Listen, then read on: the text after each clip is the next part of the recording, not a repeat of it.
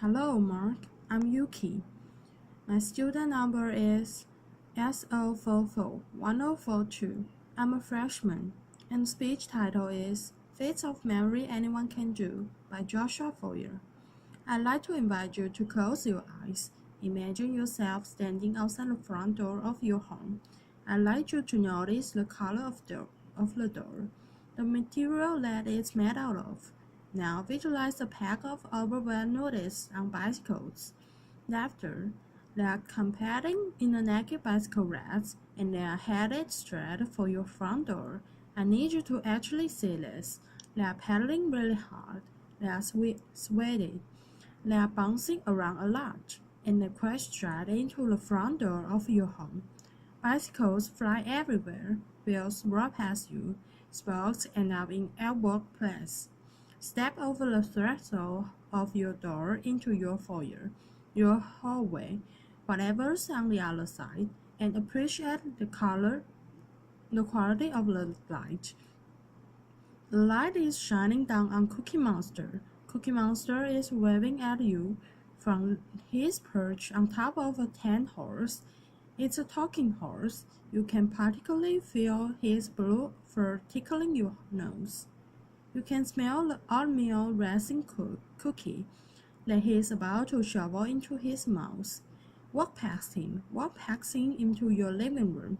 In your living room, in full imaginative broadband, picture Britney Spears. She's scantily clad, she's dancing on your coffee table, and she's singing Hit Me Baby One More Time. And then throw me into your kitchen. In your kitchen, the floor has been paved over with a yellow brick road, and out of your oven are coming towards you Dorothy, the Tin Man, the Scarecrow, and the Lion from the Wizard of Oz, hand in hand, skipping straight towards you. Okay, open your eyes. I want to tell you about a very bizarre contest that is held every spring in New York City. It's called the United States Memory Championship. And I had gone to cover this contest a few years back as a science journalist, expecting, I guess, that this was going to be like the Super Bowl of sevens. This was a bunch of guys and a few ladies, widely varying in both age and hygienic upkeep. After, they were memorizing hundreds of random numbers. Looking at them just once, they were memorizing the names of dozens and dozens and dozens of strangers. They were memorizing entire poems in just a few minutes. They were competing to see who could memorize the order of a shuffle, pack of playing cards the fastest. I was like, this is unbelievable. These people must be freaks of nature. And I started talking to a few of the competitors. This is a guy called Ed Cook, who had come over from England, where he had one of the best trained memories. And I said to him, Ed, when did you realize that you were a servant? And Ed was like, I'm not a servant. In fact, I have just an average memory. Everybody who competitors in this context will tell you that they have just an average memory. We've all trained ourselves to perform these utterly miraculous feats of memory using a set of ancient techniques. Techniques invented 2,500 years ago in Greece. The same techniques that Cicero had used to memorize his speeches, that medieval scholars had used to memorize entire books. And I said, wow, how come I never heard of this before? And we were standing outside the competition hall, and Ed, who is a wonderful, brilliant, but somewhat eccentric English guy, says to me, Josh, you are an American journalist. Do you know Britney Spears? I'm like, what? No, why? Because I really want to teach Britney Spears how to memorize the order of a shuffle pack of playing cards on US national television. It will prove to the world that anybody can do this. Laughter. I was like, well, I'm not Britney Spears, but maybe you could teach me. I mean, you've got to start somewhere, right? And that was the beginning of a very strange journey for me. I ended up spending the better part of the next year not only training my memory, but also investigating it, trying to understand how it works, why it sometimes doesn't work, and what its potential might be. I met a host of really interesting people. This is a guy called AP. He's an amnesiac who had, very possibly, the worst memory in the world. His memory was so bad that he didn't even remember he had a memory problem, which is amazing, and he was this incredibly tragic figure. But he was a window into the extent to which our memories make us who we are. At the other end of the spectrum, I met this guy. This is Kim Peek. He was the bassist for Dustin Hoffman's character in the movie Rain Man. We spent an afternoon together in the Salt Lake City Public Library memorizing phone books, which was scintillating. Laughter, and I went back and I read a whole host of memory treatises written 2,000 plus years ago in Latin, in antiquity, and then later in the Middle Ages, and I learned a whole bunch of really interesting stuff. One of the really interesting things that I learned is that once upon a time, this idea of having a chant, disciplined, cultivated memory was not nearly so alien as it would seem to us to be today. Once upon a time, people invested in their memories, in laboriously furnishing their minds. Over the last few millennia, we've invented a series of technologies from the alphabet to the score, to the codex, the printing press, photography, the computer, the smartphone. They have made it progressively easier and easier for us to externalize our memories, for us to essentially outsource this fundamental human capacity. These technologies have made our modern world possible, but they've also changed us. They've changed us culturally, and I would argue that they've changed us cognitively, having little need to remember anymore. It sometimes seems like we've forgotten how. One of the last places on earth where you still find people passionate about this idea of a chain, disciplined, cultivated memory is at the totally singular memory context. It's actually not less singular. There are contexts held all over the world, and I was fascinated. I wanted to know how these guys do it. A few years back, a group of researchers at University College London brought a bunch of memory champions into the lab. They wanted to know, do these guys have brains that are somehow structurally, anatomically different from the rest of ours? The answer was no. Are they smarter than the rest of us? They gave them a bunch of cognitive tests, and the answer was not really. There was, however, one really interesting and telling difference between the brains of the memory champions and the control subjects they were comparing them to. When they put these guys in an fMRI machine, scanned their brains while they were memorizing numbers and people's faces and pictures of snowflakes, they found that the memory champions were lighting up different parts of the brain than everyone else. Of note, they were using, or they seemed to be using, a part of the brain that's involved in spatial memory and navigation. Why? And is there something that the rest of us can learn from this? The sport of competitive memorizing is driven by a kind of arms race where every year somebody comes up with a new way to remember more stuff more quickly, and then the rest of the field has to play catch up. This is my friend Ben Pridmore, three-time world memory champion.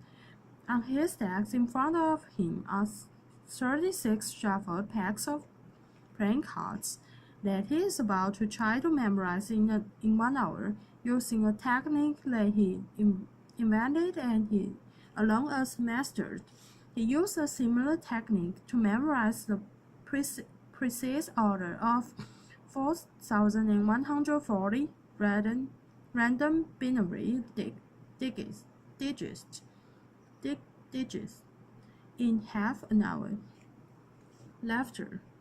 Yeah, and while there are a whole host of ways of remembering stuff in these competitions, all of the techniques that are being used, ultimately come down to a concept that psychologists refer to as elaborative encoding, and it's well illustrated by a nifty paradox known as the Becker paradox, which goes like this. If I tell two people to remember the same word, if I say to you, remember that there is a guy named Becker, that's his name, and I say to you, remember that there is a guy who is Becker, okay? And I come back to you at some point later on, and I say, do you remember that word that I told you a while back?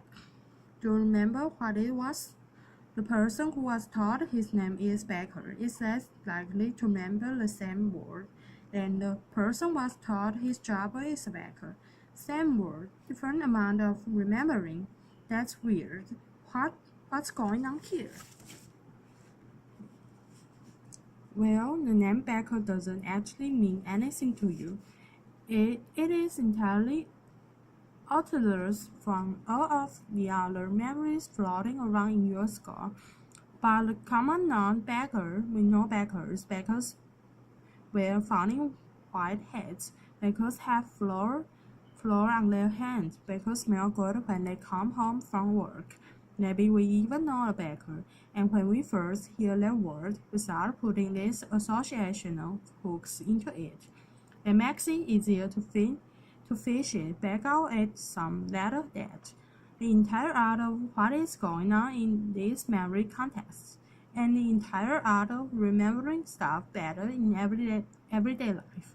It's figuring out ways to transform capital B Beckers into lowercase b Beckers, to take information that is lacking in context, its significance, in meaning, and transform it in some way, so that it becomes meaningful in the light of all the other things that you have in your mind. One of the more elaborate techniques for doing this dates back 2,500 years to ancient Greece. It came to be known as the memory palace. The story behind its creation goes like this. There was a poet called Simonides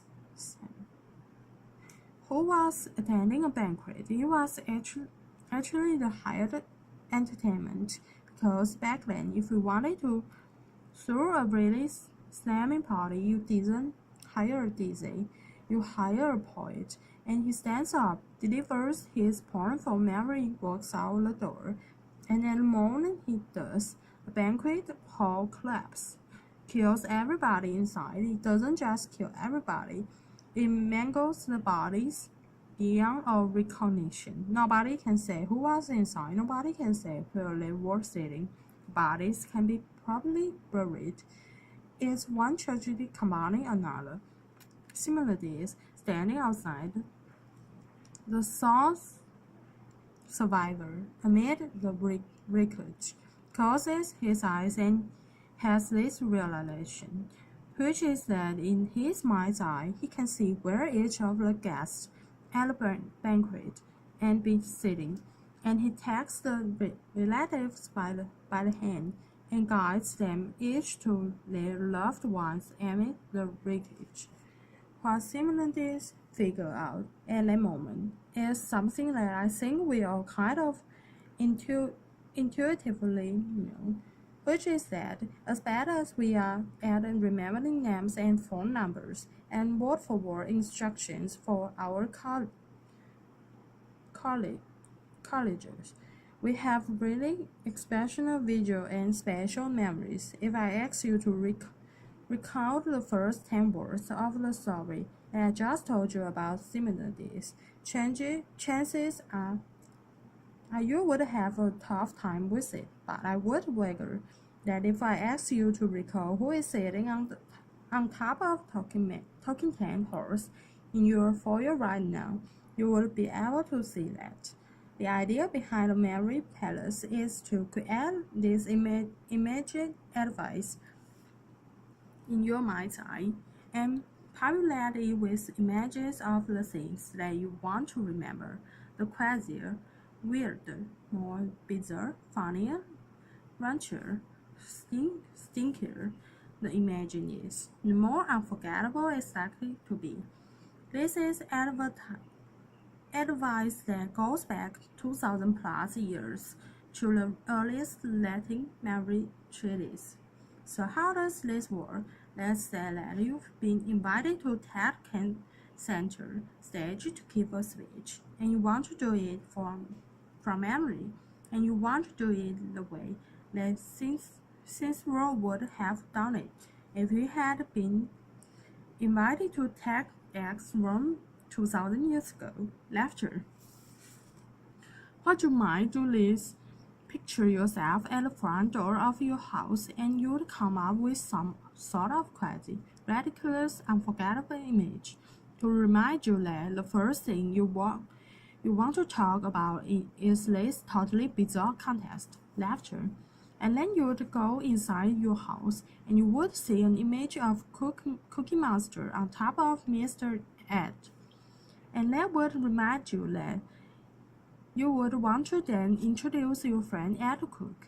And then you'd see an image of Britney Spears to remind you of this funny anecdote you want to tell. And you'd go into your kitchen. And the first topic you were going to talk about was this strange journey that you went on for a year. And you'd have some friends to help you remember that. This is how Roman orators memorize their speeches, not word for word, which is just going to screw you up, but topic for topic. In fact, the phrase topic sentence it comes from the Greek word topos, which means place. That's a vestige of when people used to think about oratory and rhetoric in these sorts of special terms. The phrase in the first place, that's like, in the first place of your memory palace. I thought this was just fascinating and I got really into it. And I went to a few more of these memory contests and I had this notion that I might write something longer about this subculture of competitive memories. But there was a problem. The problem was that a memory context is a pathologically boring event, lecture. Truly, it is like a bunch of people sitting around taking the SATs. I mean, the most dramatic it gets is when somebody starts massaging their temples. And I'm a journalist. I need something to write about. I know that there's incredible stuff happening in these people's minds, but I don't have access to it and realize if I was going to tell this story, I need to walk in their shoes a little bit. And so I started trying to spend 15 or 20 minutes every morning before I sat down with my New York Times, just trying to remember something. Maybe it was a poem, Maybe it was names from an old yearbook that I bought at a flea market, and I found that this was shockingly fun. I never would have expected that. It was a it was fun because this is actually not about training your memory. What you're reading, it's you're trying to get better and better at creating, at dreaming up. These are ridiculous, bandagey, hilarious, and halfly unforgettable images in your mind's eye, and I got pretty into it. This is me wearing my standard competitive memorizers training kit. Laughter. It's a pair of earmuffs and a set of safety goggles that have been masked over except for two small pinholes because distraction is a competitive memorizer's grasp enemy. I ended up coming back to that same context that I had covered a year earlier, and I had this notion that I might enter it, sort of an experiment in participatory journalism. It make, I thought, maybe a nice epilogue to all my research. Problem was the experiment was haywire. I won the contest. Laughter, which I really wasn't supposed to happen. A pass. Now, it is nice to be able to memorize speeches and phone numbers and shopping lists, but it's actually kind of besides the point. These are just tricks. They were because they are based on some pretty basic principles about how our brains work, and you don't have to be building memory palaces or memorizing packs of playing cards to benefit from a little bit of insight about how your mind works. When we often talk about people with great memories as though it was some sort of innate gift, but that is not the case. Great memories are learned at the most basic level. We remember when we paid attention. We remember when we are deeply engaged. We remember when we are able to take a piece of information and experience and figure out why it is meaningful to us, what is significant, what is colorful. When we are able to transform it in some way that makes sense in the light of all the other things floating around in our minds, when we are able to transform bakers into bakers, memory palace, these memory techniques, they are just shortcuts. In fact, they are not even really shortcuts. They work because they make you work. They force a kind of depth of processing, a kind of mindfulness that most of us don't normally walk around exercising, but there actually are no shortcuts. This is how stuff is made memorable. And I think if there one thing that I want to leave you with, it's what it be. The MSA who couldn't even remember he had a memory problem left me with, which is the notion that our lives are the sum of our memories. How much are we willing to lose from our already short lives?